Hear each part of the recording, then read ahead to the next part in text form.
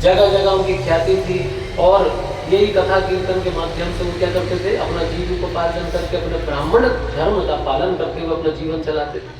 उनके जीवन में मात्र केवल एक ही दुख था, और वो क्या दुख था कि उनके कोई संतान नहीं थी।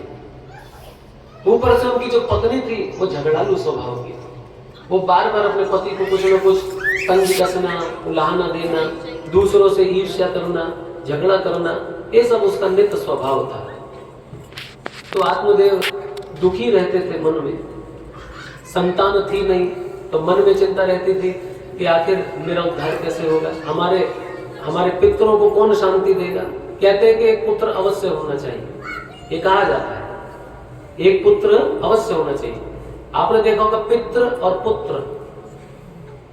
पितृ कौन है? जो पूर्वज जो पितृलोक में है ना, और पुत्र उसको कहा जाता है जो अपने पितरों की मुक्ति करा करके भगवत धाम भेज दे, यहां पर ऐसा कर्म करे।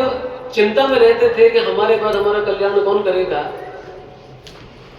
एक दिन की बात है, बड़े दुखी मन से आत्मदेव एक नदी के तट पर जाकर के बैठे और उदास बैठे थे। यही सोच रहे थे कि हमारे कोई पुत्र नहीं है, हमारा कल्याण कैसे होगा, मेरे पूर्वजों का कल्याण कैसे होगा।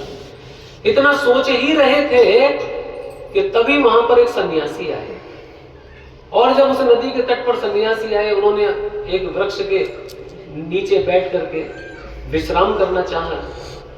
तभी आत्मदेव ने सोचा ये सन्यासी है, ये भगवान के भक्त हैं, मैं इन्हीं से अपने दुख को कहूं। भगवान के भक्तों में होता है सामर्थ्य के हमारे दुख को दूर कर दे।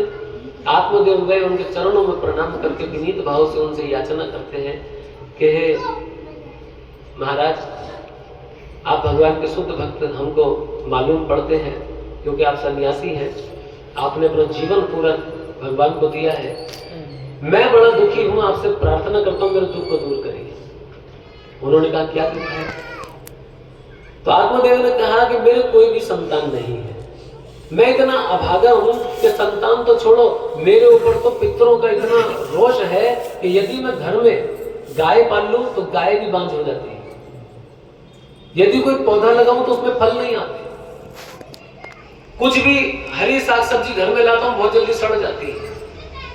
मेरे घर पर पितरों का क्या है, जिसे पितृदोष कहते हैं, ऐसा समझ लीजिए, पितरों का दोष है।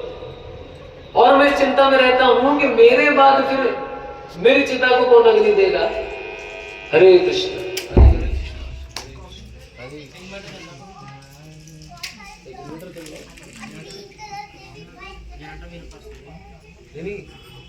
इस प्रजा प्राप्ति का मोह त्याग दो, कर्म की गति प्रबल है, विवेक का आश्रय लेकर संसार की वासना छोड़ो।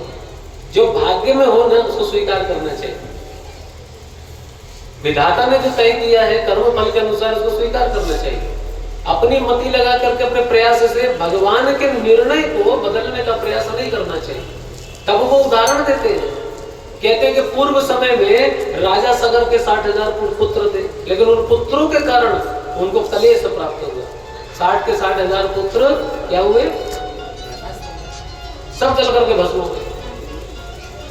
और महाराज चित्रकेतु 50,000 विवाह किए, कभी भी उनको संतान नहीं मिली। फिर एक रानी से पुत्र मिला तो वो भी मारा गया। दूसरी रानियों ने ईर्ष्यावश उसको दूध में जहर मिला करके पिला दिया और मर गया, है ना। तो इसलिए कहते हैं कि संसार के मोह माया में मत पड़ो। सबसे उत्तम जो आनंद है वो तो केवल मुझे वरदान दीजिए, मुझे पुत्र हो।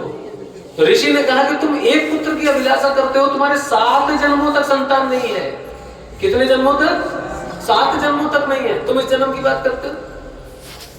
अब तो आत्मदेव ने सोचा कि ये व्यक्ति मेरे माथे की लकीरें पढ़ करके 7 जन्मों का यदि जान सकता है तो फिर ये पुत्र भी दे सकता है। फिर तो उन्होंने आत्मदेव ने एक मन ही मन एक योजना बनाई और ऋषि को कहा कि हे ऋषिवर, कुछ भी करके आपको आज मुझे पुत्र होने का वरदान देना पड़ेगा, नहीं तो मैं आपके सामने अभी इस नदी पे कूद करके आत्महत्या कर लूं। अब ऋषि ने सोचा कि भाई ये तो उतारू हो गया है, नहीं मानता, मेरे ज्ञान को समझा नहीं। उन्होंने कहा ठीक है, अपने थैले से एक फल निकाल करके दिया और कहा कि जाओ तुम अपनी पत्नी को जाकर के खिला देना, और कुछ नियम का पालन करना, उचित समय पर उसको बड़े यशस्वी संतान की प्राप्ति होगी, पुत्र मिलेगा। लेकिन बेचारा क्या करे, उसकी पत्नी पहले से जो हमने स्वभाव बताया कि झगड़ालू थी, ईर्ष्यालु थी, पति की से मति उसकी मिलती नहीं थी, आलसी भी थी। आत्मदेव खुशी खुशी घर आए और घर आकर के उन्होंने बड़ी प्रसन्नता से अपनी पत्नी से कहा कि भाग्यवान देखो आज हमारा भाग्य उदय हुआ है,